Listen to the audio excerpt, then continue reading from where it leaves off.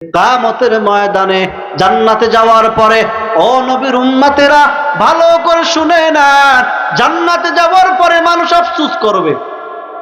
অথচ জান্নাত তো আফসোস করার জায়গা না। জান্নাত এমন এক জায়গা, যেই জায়গার নিয়ামতের ব্যাপারে মানুষের কল্পনাই ধরবে না, মানুষের চিন্তার বাহিরে নিয়ামত। এমন এমন নিয়ামত জান্নাতের ভিতর আমার আল্লাহ বানিয়ে রেখেছেন।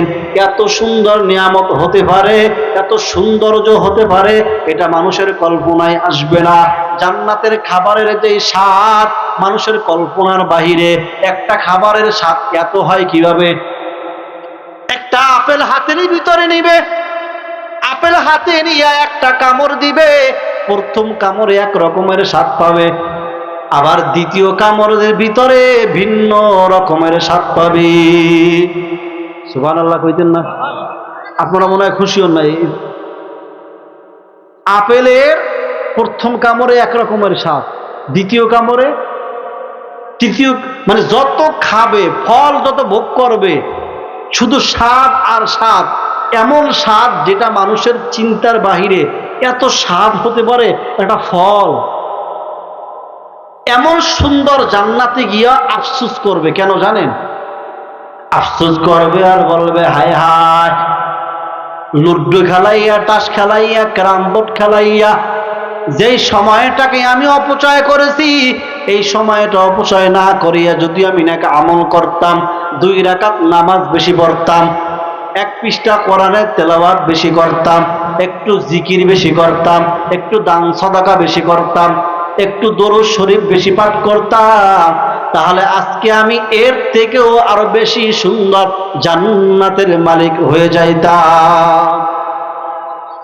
আফসোস করবে এজন্য যে আমি দুনিয়াতে থাইকা নামাজ ছাইরা দিছি, নামাজ বাদ না দিয়ে যদি নামাজ বেশি বেশি পড়তাম, তাহলে আমার জান্নাতটা আরো বেশি সুন্দর হতো। বলেন না সুবহানাল্লাহ?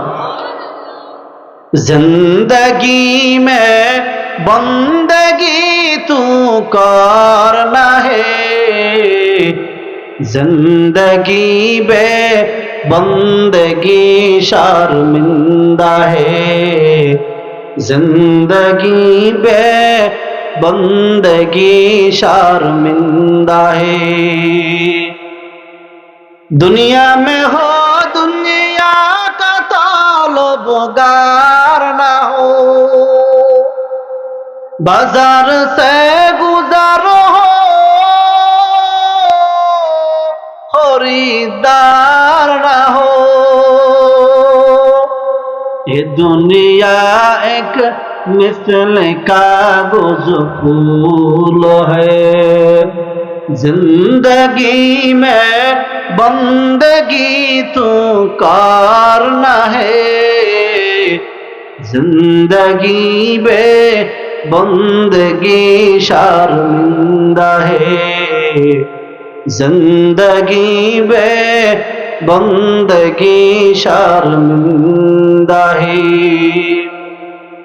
आए थे हम कुछ न कुछ खरीदने को, जैसे हो रोशन मेरे क़ल्ब रहा, वरना कोई चारा दो जहां में नहीं, जिंदगी में बंदगी तू करना है, जिंदगी में बंदगी शर्मिंदा है, जिंदगी में बंदगी शर्मिंदा है।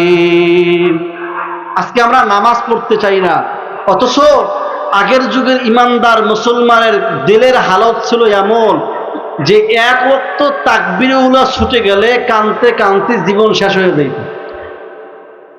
নামাজ ছেড়ে দেওয়া তো দূরের কথা, বরঞ্চ আজকে আমাদের দিলের ভিতরে নামাজ ছুটে যাইতেছে, কোনো আফসোস লাগে না। মুসলমানের অবস্থা হলো কেমন?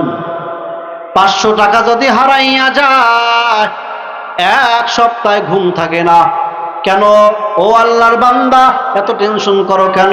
বলে 500 টাকা হারায়া গিয়েছে, অথচ নামাজের ওয়াক্তের পরে ওয়াক্ত নামাজ ছুটে যাইতেছে, মুসলমানের কলিজায় কোনো আঘাত লাগে না।